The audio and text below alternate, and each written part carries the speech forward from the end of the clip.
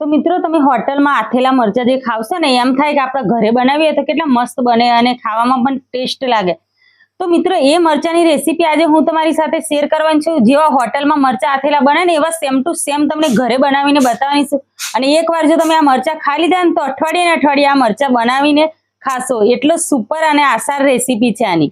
તો ચાલો recipe start કરીએ. તો મેં મરચા લઈ લીધા છે અને મરચા જુઓ આવી રીતના કટ કરેલા છે પાતળા પાતળા સ્લીપમાં.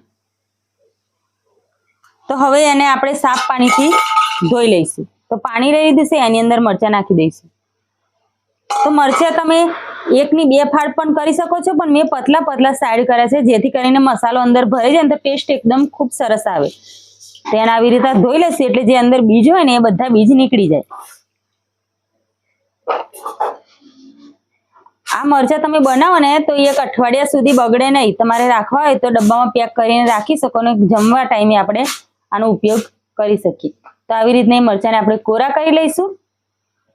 હવે એની અંદર મસાલો શું શું જશે એ હું તમને બતાવી દઉં. મસાલા માટે તો એ મસાલો બનાવવા માટે મેં 1 ચમચી જીરું લીધું છે, અડધી ચમચી અજમો લીધો છે, 1.5 ચમચી જેટલી રાઈ લીધી છે, 1.5 ચમચી જેટલા સૂકા ધાણા લીધા છે, 2-4 લવિંગ લીધા છે અને 1 ચમચી ચણાની દાળ લીધી છે. ચણાની દાળથી ટેસ્ટ એકદમ મસ્ત આવશે. તો ચાલો આને આપણે તો આ બધી વસ્તુને આપણે આવી રીતે મિક્સ કરી અને શેકી રહેવાની છે ધીમા ધીમા શેકે.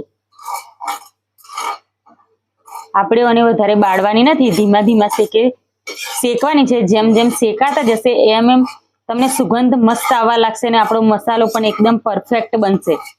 મેન આપણે મરચા જે આથીએ છે ને આ માટે મસાલો જ બહુ પરફેક્ટ છે. જેને આ મસાલો બનાવવો હોય તો સરળ રીતે બની જશે, પણ તમારે ધીમે ધીમે આવી રીતના શેકવો પડશે. તમે ફૂલ ગેસ પર શેકશો તો પછી બળી જશે.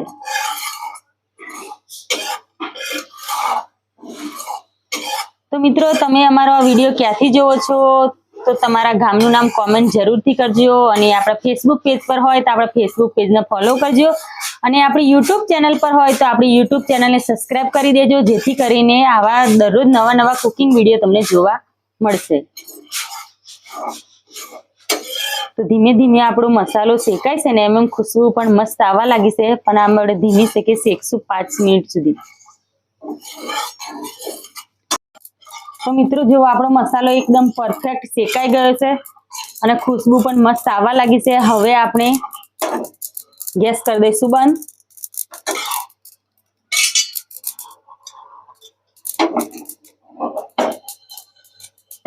જો એકદમ પરફેક્ટ રીતે શેકાઈ ગયો છે ને આપણો મસાલો.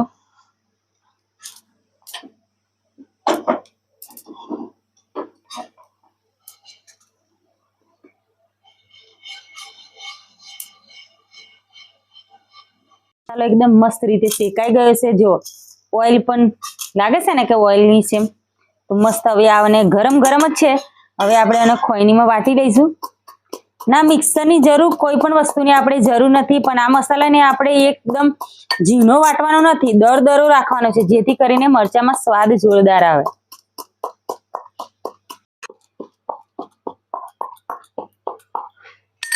તો મસ્ત રીતે આપણો બધો મસાલો વટાઈ ગયો છે. જો આવી રીતના આવી રીતના દરદરો જ રાખવાનો છે, બહુ ઝીણો નથી કરવાનો. હવે જે મરચાં આપણે પહેલેથી ધોઈને રાખ્યા હતા એ મરચાં એક વાસણમાં લઈ લેશું. તો આવી રીતના હવે આપણે એના માટે શું કરીશું, થોડું તેલ ગરમ કરીશું.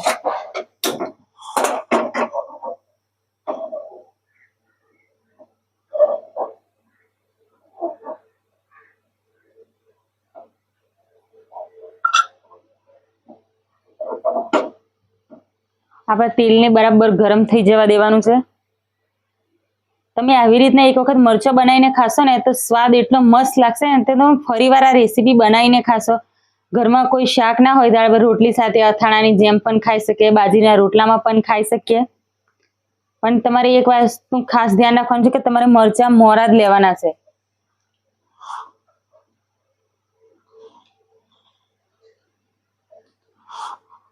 તો મસ્ત રીતે આપણું જો તેલ ગરમ થઈ ગયું છે ને એની અંદર તમારે કશું જ નાખવાનું નથી. તો એની અંદર આપણે પહેલા નાખીશું મીઠું. અને આ જે મસાલો આપણે વાટ્યો છે ને એ બધો મસાલામાં નાખી દઈશું.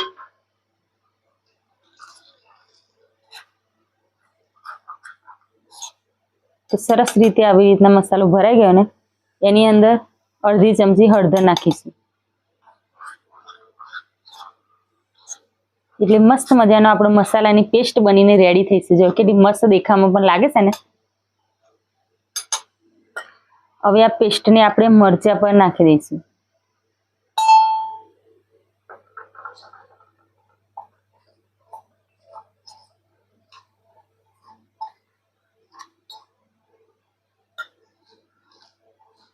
તો મરચાંને બરાબર આવી રીતના મસાલાથી મિક્સ કરી લેવાનો છે. મસ્ત રીતના મસાલો મિક્સ થઈ જશે.